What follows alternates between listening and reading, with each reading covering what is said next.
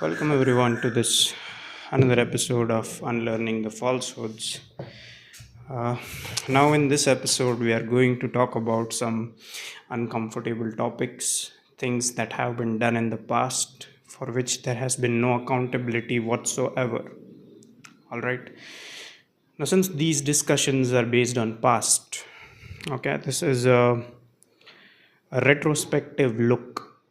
Okay, this in no way determines my or the page that I run, that is esports and information. This does not uh, outline our political outlook, our contemporary political outlook. This is a thing in the past, things in the past that have been conveniently brushed under the carpet just to further a certain political narrative.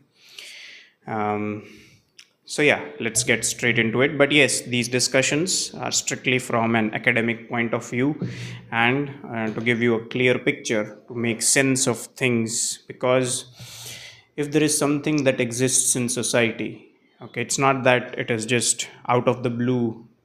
Suddenly, one day, out of miracle, something started happening, and something very serious as communal riots, communal tension, or friction. Okay, these things, these things have come out after years in making. All right. So, like I said, these things that I'm about to discuss in this video in no way reflects my current or our current political outlook. Okay, I have nothing against the regular working class Muslims who wake up in the morning, pray, go to their work, come back, contribute to the welfare of this civilization and the society. Okay, this is simply to present a picture. Okay, how the politics were played. um, okay, because usually when we discuss about our struggle with the British, okay, we conveniently hide certain things under the carpet, and that has been the habit all this while. Okay, we choose to ignore certain topics because we live under the impression that if we talk about these things, it will incite hatred. Okay, it will only incite hatred if you talk about it in a certain tone or in a certain way. Okay, and the mere fact, okay, and the mere fact that we are somehow reluctant to talk about these things, is in a way a manifestation of two nation theory, because the other side clearly doesn't want you to talk about it. Why? Because they will feel offended. Now, what exactly is to be felt offended? If you think that, if this narrative that we have chosen to stay here even after partition, and hence nobody should question our loyalty to Bharat nation. If indeed this narrative was true, then let's talk about these things.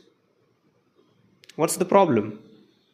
You know, if there is no two nation, theory at play, and if there is indeed such thing called secularism and Ganga Jamni Tehzeeb, then let's talk about these things. These things should not bother you.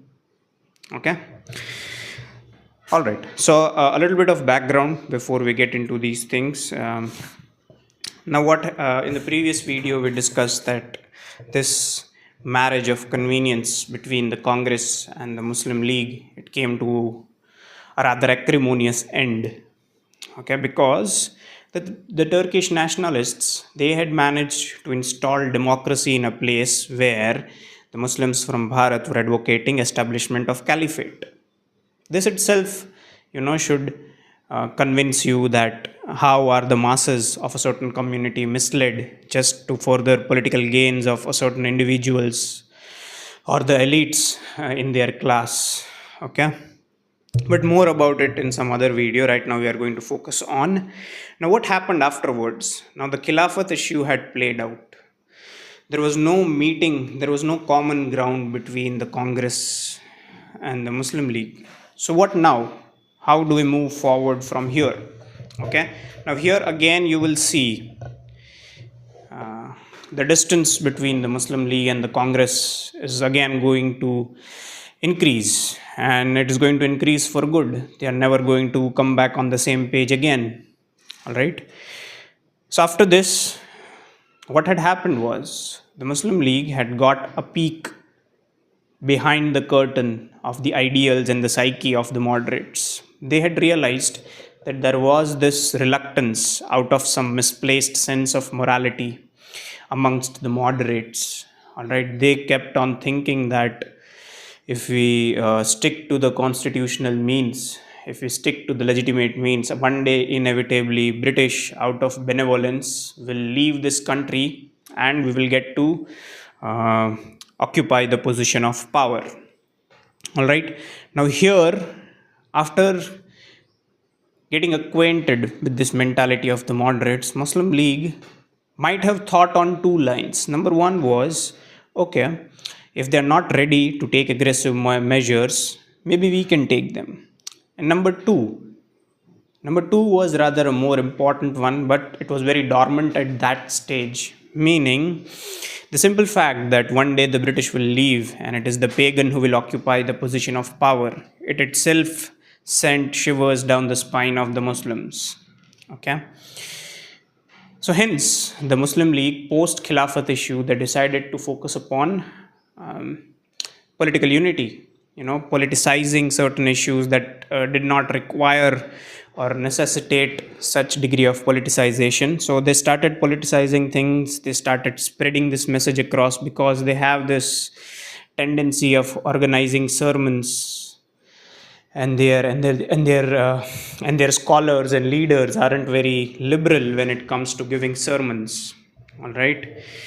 So, and we have seen this, and to this very day we see it. It's not like it has stopped happening.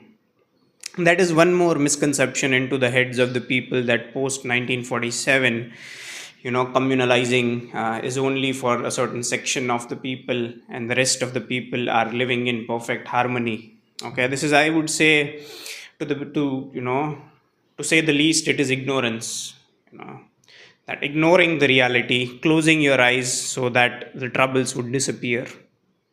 The other side is clearly not closing the eyes. Only the pagan is expected to close the eye and, take on this hat of secularism.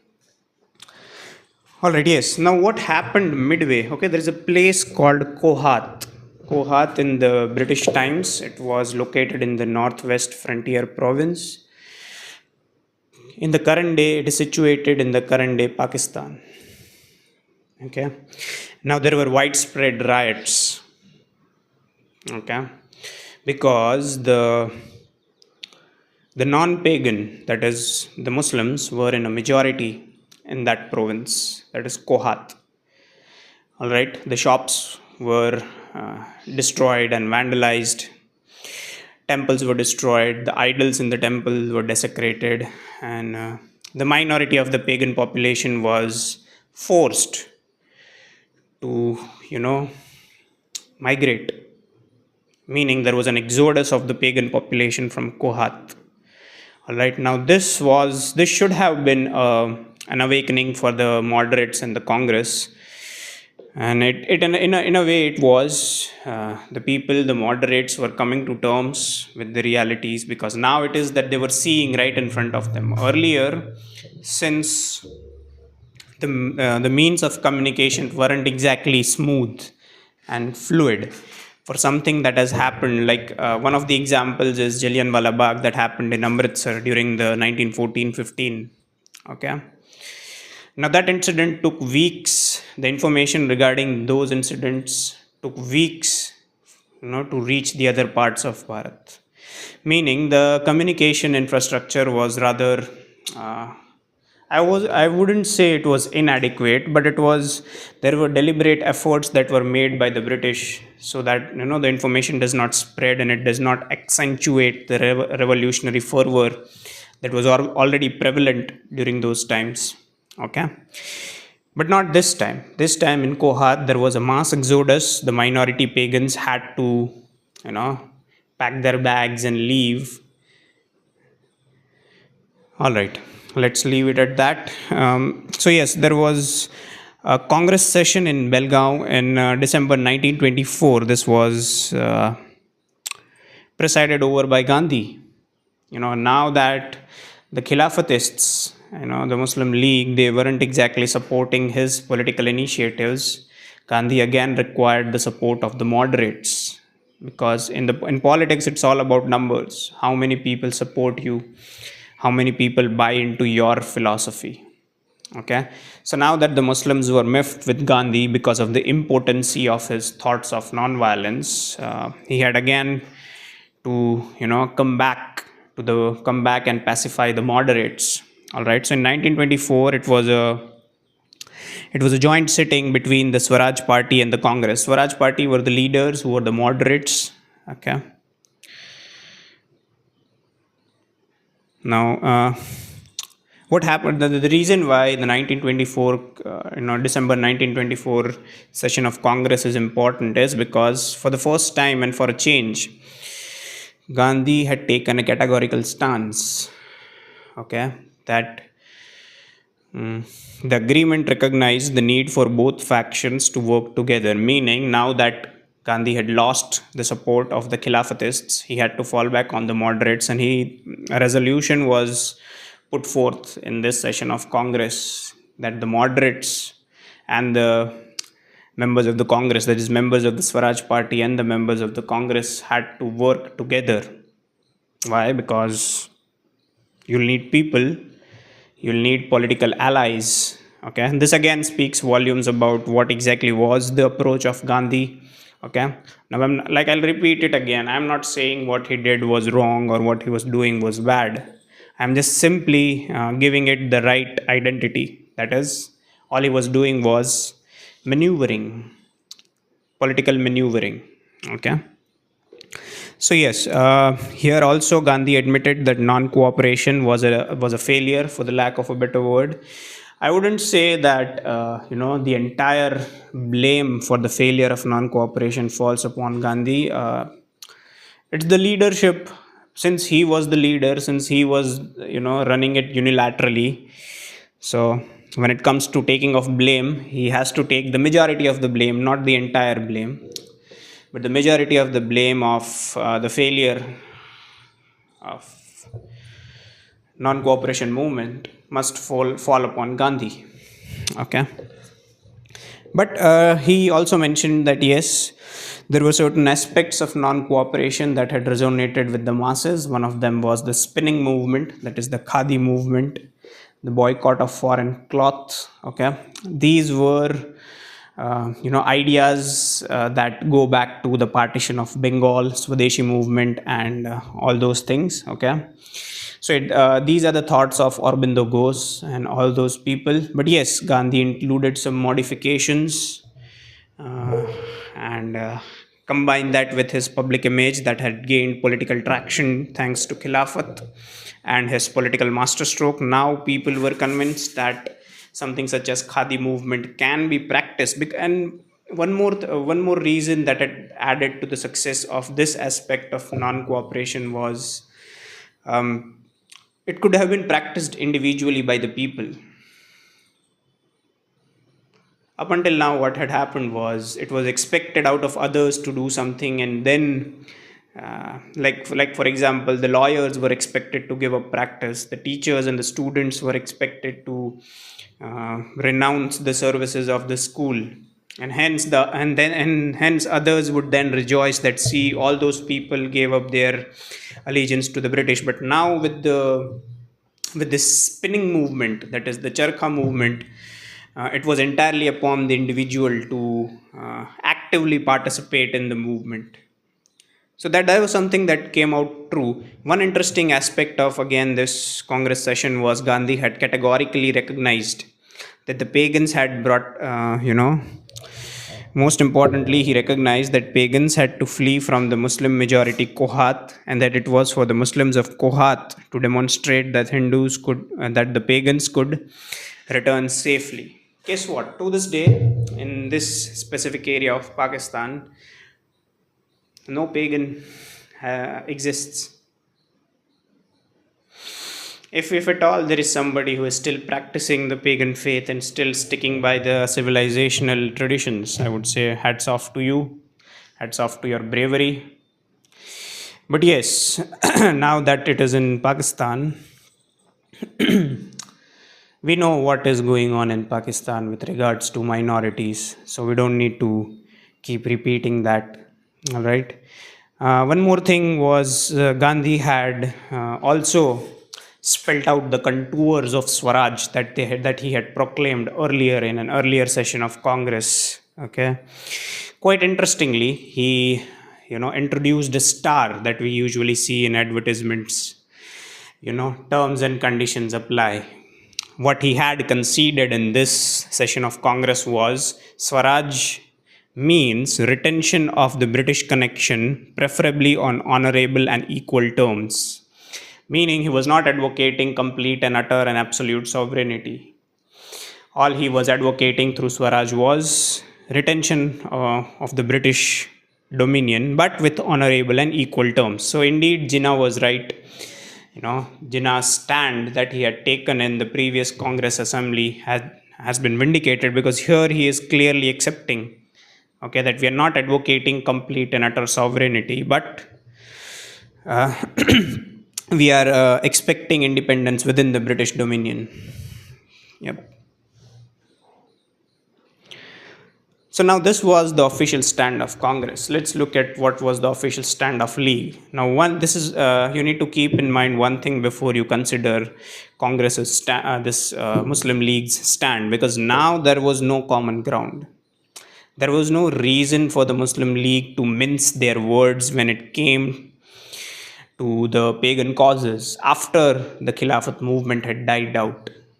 Okay, this mere fact that they needed a reason to support their civilizational brethren, it itself speaks volumes about two nation theory. Now, I'm not blaming them. I'm not saying that the Muslims were bad because they advocated their own political cause. They are, exhorted to do that by their holy book.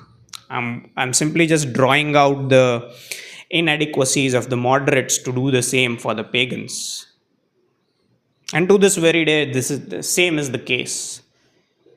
Okay. So here is the league, the Muslim League's stand. The party placed the blame on the pagans for their exodus from Kohat, although they were in the minority, 7% or less. In fact, a specific resolution 10, held the minority pagan population of Kohat responsible for the outbreak of the riots. So again, the blame was placed upon the pagans, because more than 90% of the population over there had been Islamized, meaning they had proselytized over to the Muslim side. They were no longer pagans, and now they are placing the blame on the pagan who was, less than 10% in the population of Kohat in 1921. Okay, so imagine, a century later, a century and 3 years later, how would have the radicalization and Islamization might have compounded. So this is in 1921 we are talking about. So yes, League placed the blame upon the pagans that you were spreading corruption in the land, and hence it was justified that you had to pack your bags and leave.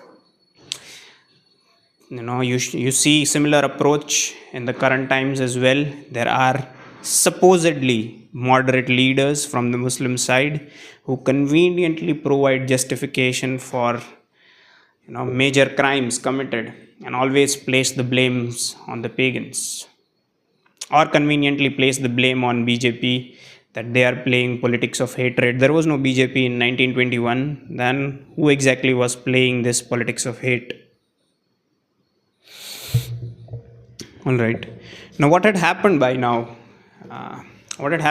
Was there was a clear mistrust within the Congress itself, meaning there were some Muslim members in Congress, but now that there were apprehensions, they were seeing that there was no categorical condemnation coming from the other side about the events that had transpired. It wasn't just Kohat.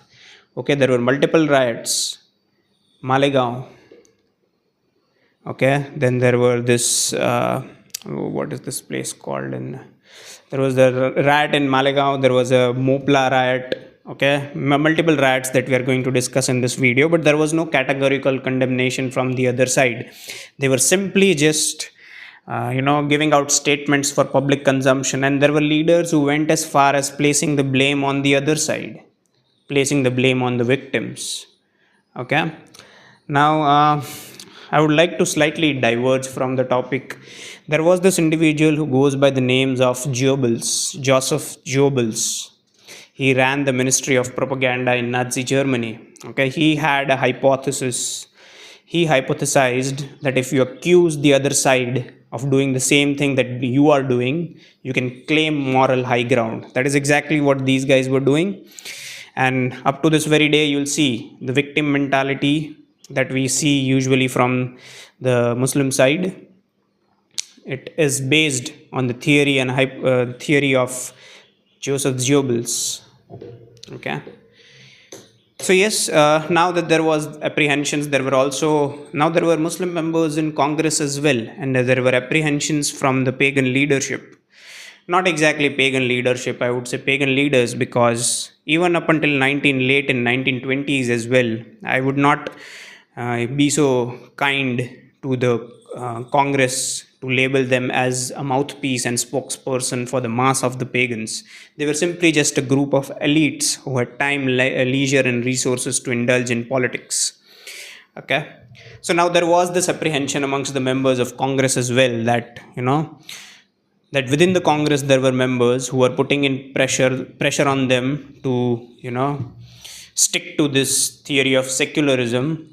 Now, they were rather implicit in all these actions. And there was another Muslim section, that is the Muslim League, who were applying explicit pressure. So the elites on the Congress themselves, they were also fighting a two-front battle. One that they knew, another one, at least some of them knew. Okay. Now let's come to the riots. Okay. Now, what our textbooks, not textbooks, because largely our history textbooks also do not talk about these things.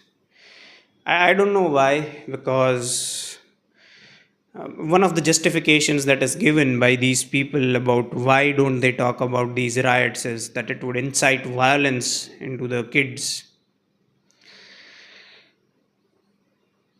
So if that is the justification given, why don't you remove some of the questionable verses in a holy book, in the holy book? They also incite violence. Why haven't they been removed? So if they aren't removed, include this in the textbooks. This will also not, induce violence. This will simply just instill consciousness into the pagan mind that these things have happened.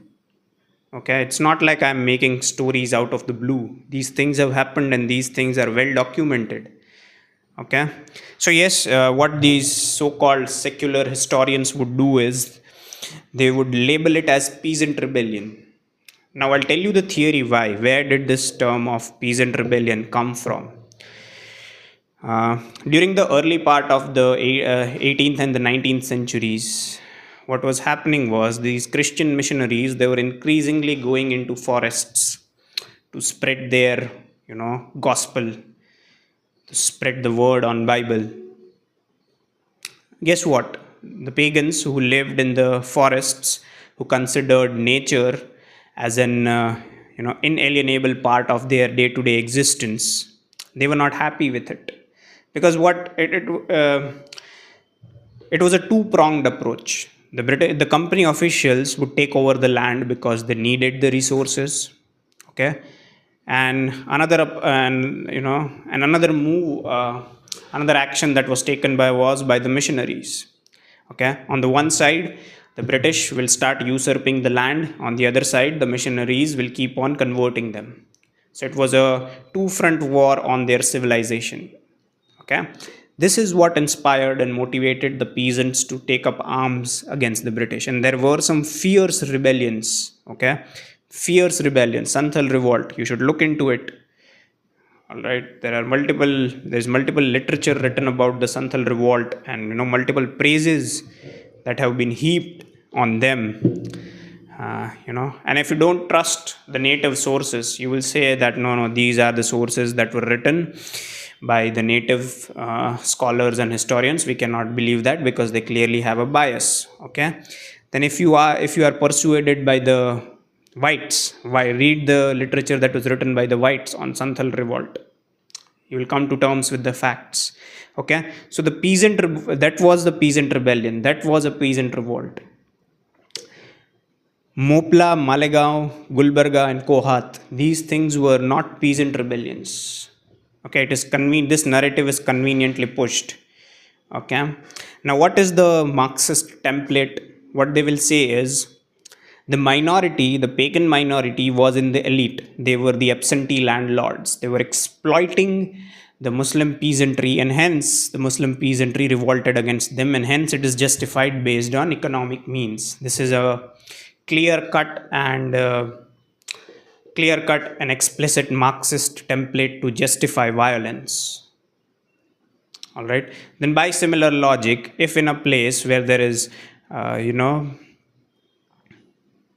what, leave it. I don't want to make this political.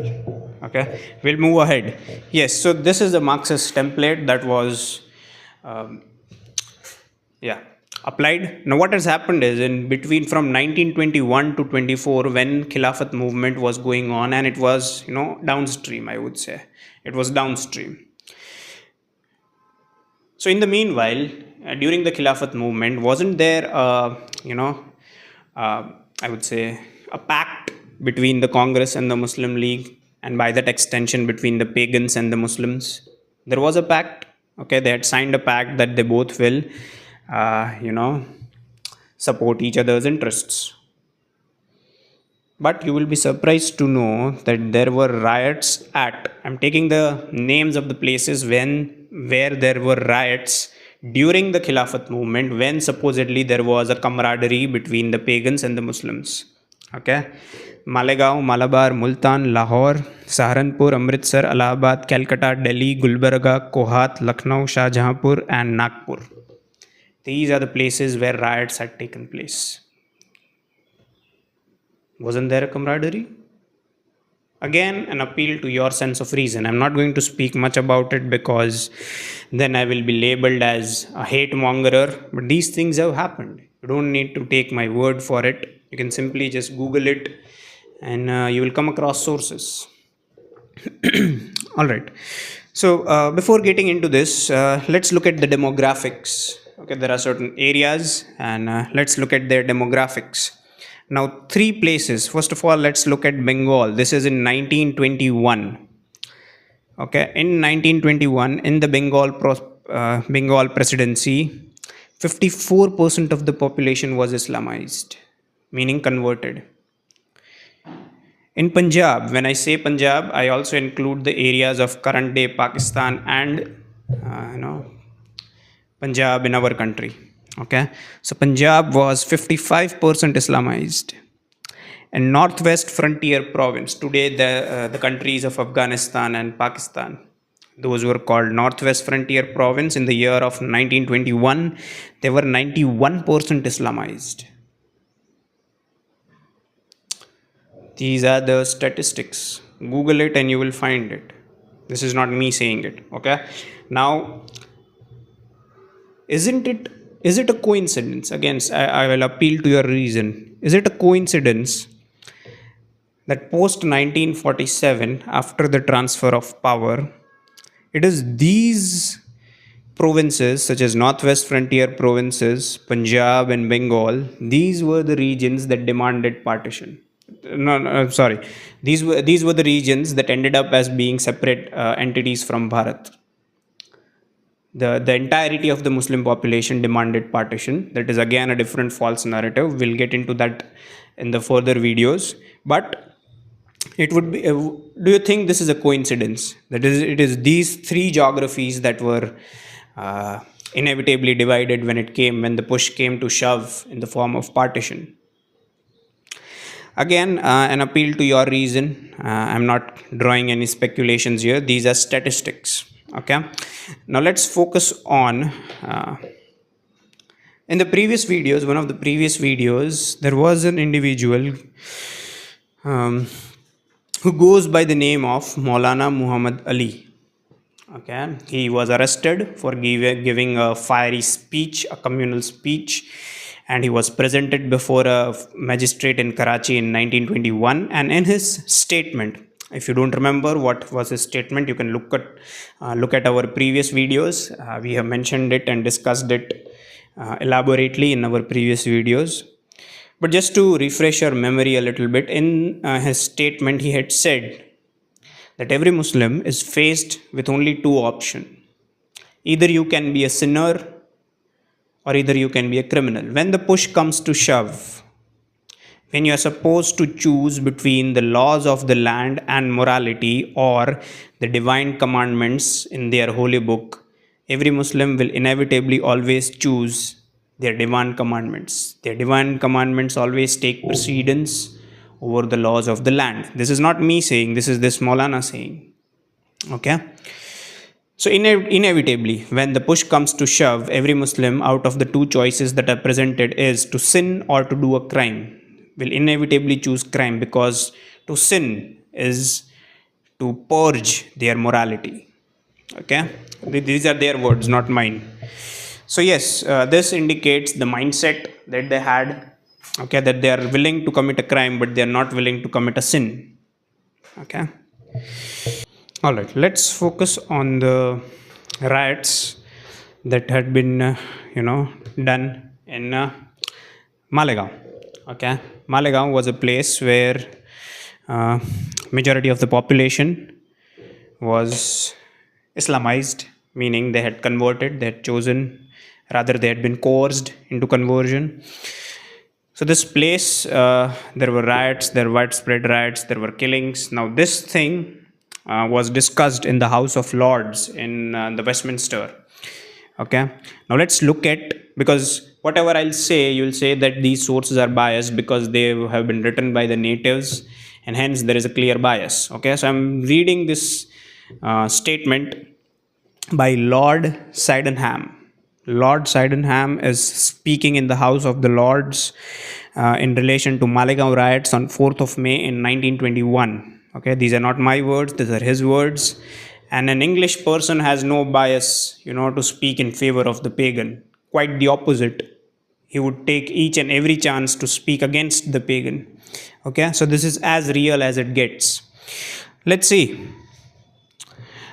So it seems that the Afghans are rapidly falling under the influence of either of the Bolsheviks or of the Pan-Islam, or possibly the both. Here he is alluding to the fact that indeed the Bolshevik revolution that happened in Russia during those times is having some effect on Afghanistan, and hence you will see that there was Soviet interference in Afghanistan. Okay, but that is again content for some different video. This is Sydenham speaking in House of Lords.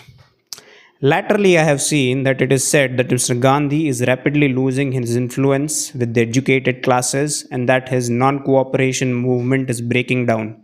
Okay, here he is, touching upon the fact that Gandhi was slowly losing his influence. Why? Because of the impotency of his political philosophy. Next up, he says that the Muslim extremists are even more violent in their language than Mr. Gandhi himself, and the wildest falsehoods about our treatment of the holy places of Islam have been widely circulated amongst the fanatical classes in Bharat. During the last month, we have seen two shocking outbreaks of violence, one at Malegaon and the Bombay Presidency, the Malegaon riots, and the other one in the Bengal coalfield. The police were easily overpowered, and the loss of life and destruction occurred because troops were not available in time to deal with these disturbances. Okay, so clearly there were riots because this is a Lord speaking in the House of Lords. If you want to look up these sources, these are, Westminster archives are there. You can look it up on the internet. These are well documented evidences. These are not stories that I am weaving and creating out of the blue. All right, let's come back to the Kohat riots in the northwest frontier province. The Muslim population was more than 90%. The pagan population was less than 10%. Now, clearly, they were in the minority. All right. So, those were the days of Janmashtami, the birth of uh, the Krishna incarnation of Vishnu. It is considered as the birth anniversary, and it is very holy to the pagans. Okay, now hence since they were in the majority, they you know took upon themselves that it was convenient for them to make fun and mock the faith of the minority. Okay, so they published a pamphlet. It was a mischievous attempt by the Muslims to publish a pamphlet denigrating and insulting the deity that is so venerable to the pagans. All right. Now, despite the fact that they were in the minorities, one particular individual who goes by the name of Jivan Das, he decided to counterpunch. He was like, okay, there is enough material for us to, make fun of your God as well. Okay, and he did that. And he did that. He also published a poem. And now, expectedly, since they were in the minority, still they will play victim that no, he has insulted and he should be punished. So eventually, he was arrested. Jivan Das was arrested, and he was let out on bail of rupees 10,000. So this was again not taken well by the Muslim community. Like, how can you release somebody on bail who has insulted our, holiness? Now, this was the tipping point. Since Jivan Das was released on bail, the entire pagan populace of that place, that is Kohat, had to pack their bags and leave. Okay, there were more than 150 people were killed, their shops were overtaken, their houses were destroyed.